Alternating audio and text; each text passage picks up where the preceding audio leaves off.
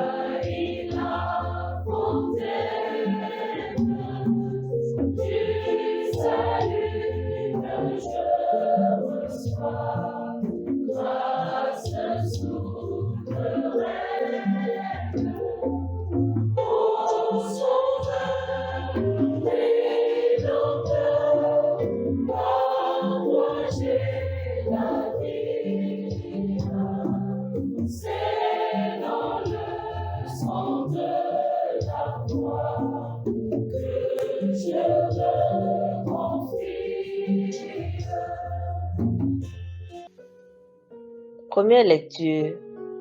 Lecture tirée de 1 Chroniques, chapitre 22, versets 2 à 19. David fit rassembler les étrangers qui étaient dans le pays d'Israël, et il chargea des tailleurs de pierre de préparer des pierres de taille pour la construction de la maison de Dieu.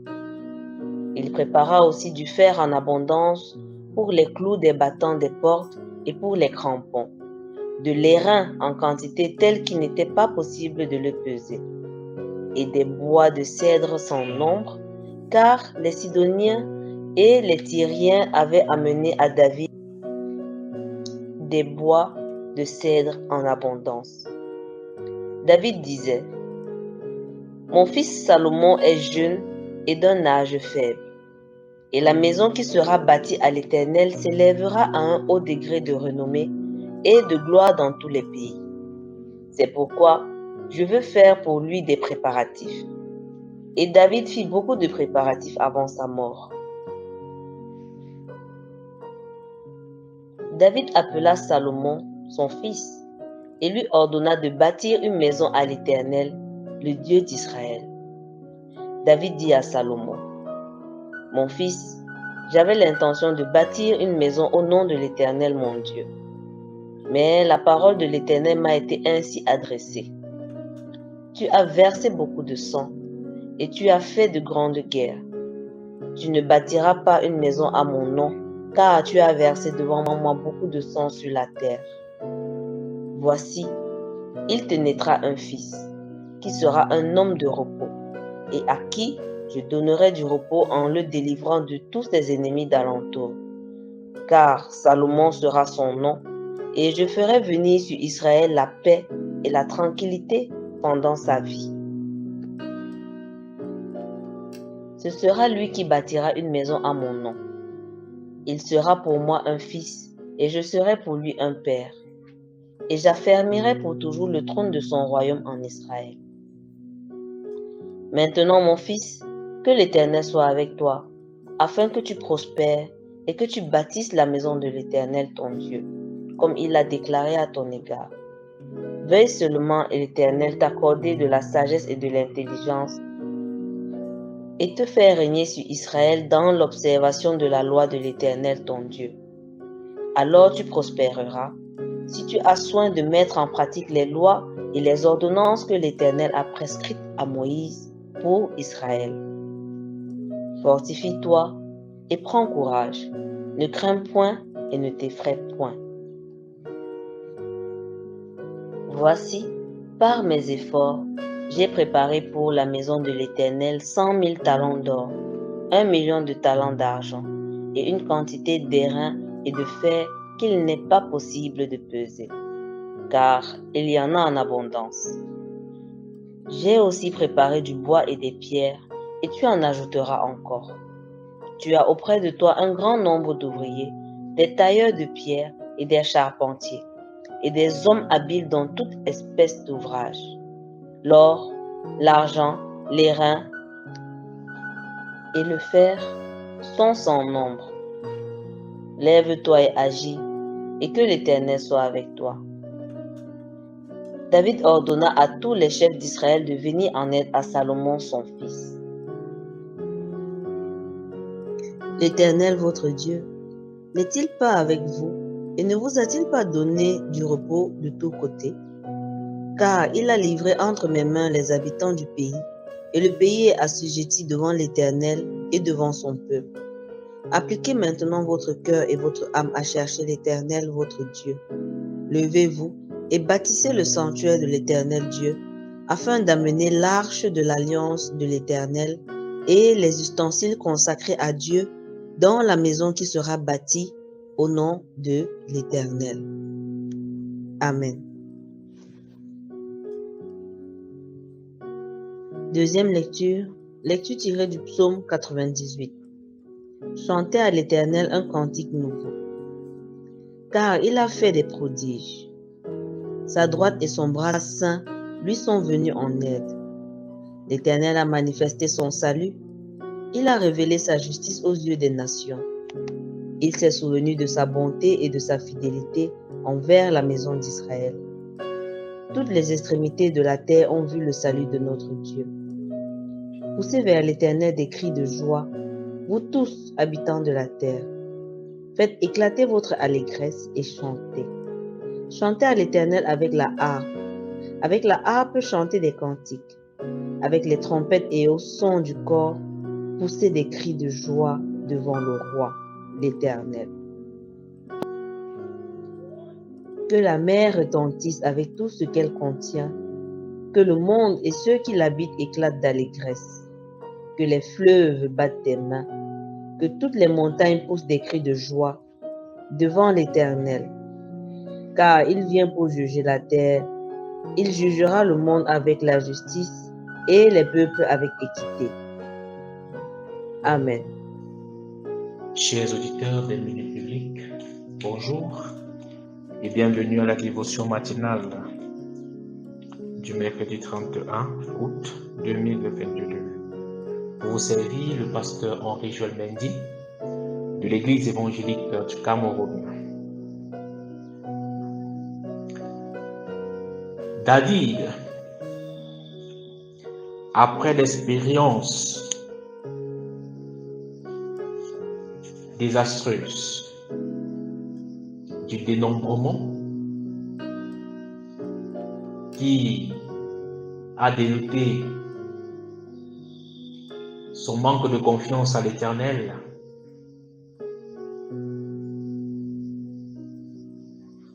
il prend conscience de son erreur, se répand et s'engage à œuvrer pour la gloire de Dieu. C'est ainsi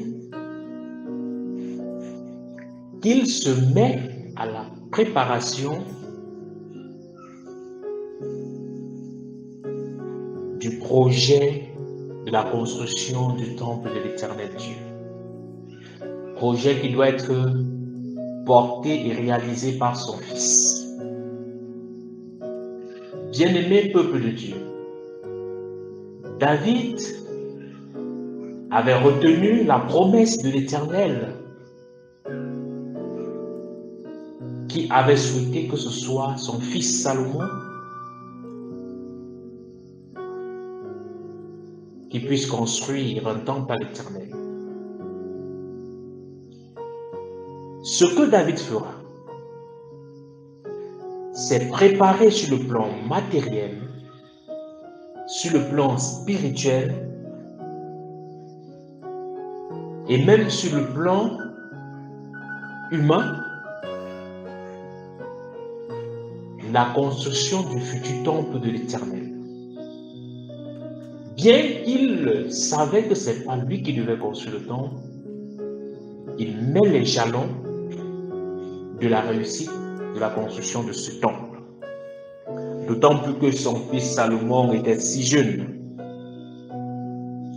David amènera Salomon à rester attaché à Dieu, lui rappelant les promesses de l'Éternel à son endroit et lui intimant l'ordre de construire la maison de Dieu telle que Dieu l'avait demandé. Autrement dit, David amène son enfant à demeurer fidèle à l'Éternel et à faire l'œuvre de Dieu. Plusieurs aujourd'hui préfèrent que leurs enfants soient portés à autre chose qu'à l'œuvre de Dieu, bien que ces hommes et femmes sont à l'église quotidiennement. L'exemple de David nous interpelle fortement. Notre progéniture doit continuer l'œuvre de l'Éternel. Et c'est notre devoir en tant que parents de préparer nos enfants, de travailler à ce que nos enfants comprennent ce que Dieu attend d'eux et de les préparer au service de Dieu. Sur un tout autre plan, ou un plan général, David veut ici nous enseigner que chaque parent a l'obligation de mettre sur pied des jalons de la réussite de son enfant. Chaque parent est obligé de travailler à ce que sa progéniture ait les leviers nécessaires pour réussir dans ce qu'elle entreprendra. La Bible ne nous dit-elle pas que l'homme de bien est celui qui laisse un héritage à sa postérité?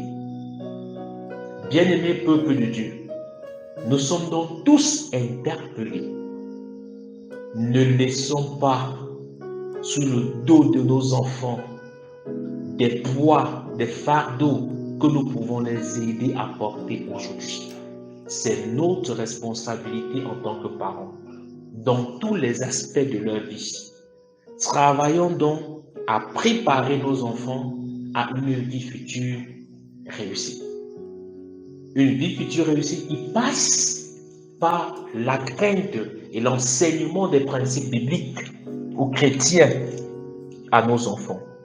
David pouvait dire ceci: appliquez maintenant votre cœur et votre âme à chercher l'Éternel, votre Dieu. Levez-vous et bâtissez le sanctuaire de l'Éternel Dieu.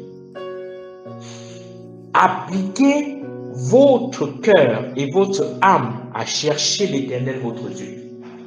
Chers parents, non seulement nous vous encourageons à vous appliquer à chercher l'Éternel, mais aussi à interpeller vos enfants, à éduquer vos enfants, à s'appliquer et à appliquer leur cœur et leur âme à chercher Dieu et à œuvrer pour la gloire de Dieu. Que le Seigneur nous bénisse et qu'il nous donne la force de tenir face à cette grande responsabilité qu'est de laisser une progéniture attachée à Dieu et marchant selon la volonté de Dieu. Qu'il bénisse donc à nous l'écoute de sa parole, au nom du Père, du Fils et du Saint-Esprit. Amen. Nous vous remercions une fois de plus pour votre attention, très chers frères et sœurs, et que la paix du Seigneur soit toujours avec